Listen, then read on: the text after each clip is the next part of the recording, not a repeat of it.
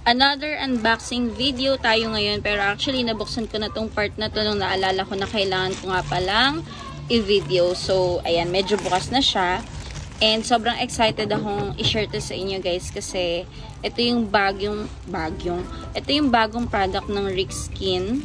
Ito yung kanilang lotion na Tokyo Luxe. Actually, meron na akong unboxing or review ata. Hindi ko na matandaan kung unboxing din ba or mismong impression review yung ginawa ko dun sa kanilang Tokyo Luxe na sabon. But this time, itong bagong product nila ay lotion na Tokyo din.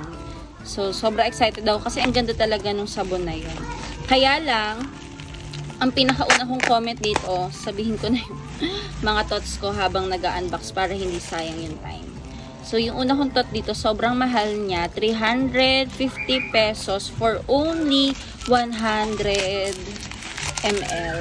So, sobrang onte. Kasi yung, sa pagkakatanda ko, yung binibili ko sa kanilang lotion, yung beauty lotion nila is 650 pesos pero 200 ml. So, imagine niyo kung 200 ml nito, 700 pesos. Diba? So, ang mahal talaga. Yun nga lang yung medyo iniiyak ko talaga sa Rick Skin, ang mahal nila. Although effective naman lahat ng kanilang products, pero syempre, hindi naman palaging may budget for ganun kamamahal na, you know, skincare products. Pero, titignan natin to. So, ito yung request nila, sabi mas maliit lang daw na version. Kaya lang, yun nga lang. Ang mahal niya talaga, 350 pesos for only 100 ml. Ganyan lang siya kalaki. Ayan, parang isang palad lang. So, imagine niyo kung gaano lang siya kabilis mo ubos, baka wala pang 1 week. Ubos ko na siya.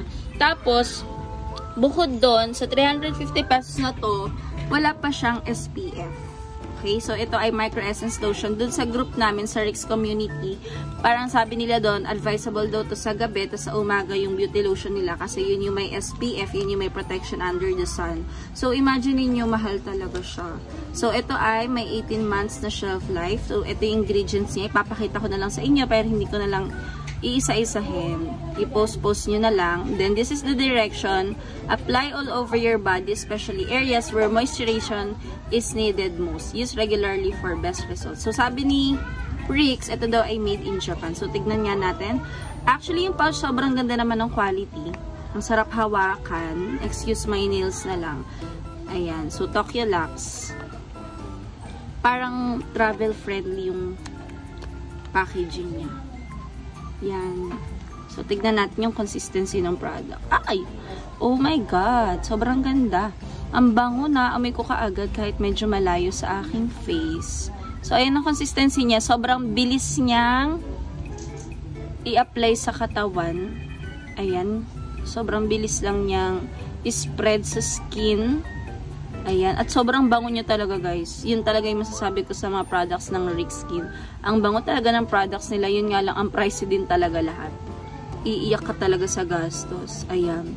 So, ayan. Hindi malagkit. Parang laway lang siya. Ayan. Pero, okay naman. So, try kong i-spread sa aking buong. Oh, so parang tipid naman pala siya gamitin kasi yung konting amount na yon. Ayan, sobrang kakalat na siya sa ating katawan. So, yan. So, yun nga lang, downside nito, hindi natin siya masyadong pwedeng gamitin kapag daytime kasi wala namang protection unless hindi ka lalabas ng bahay. Pero, syempre, kahit hindi tayo lumalabas ng bahay, dapat may SPF yung ating ginagamit. 'Di ba? So, mas maganda daw to sa gabi lang. Kaso, ang mahal nga niya, 350 pesos for 100 ml. So, siguro, kung magugustuhan ko to, bibili ako. Pero, hindi religiously na pag naubos, bibili agad. Kasi, you know, gastos eh.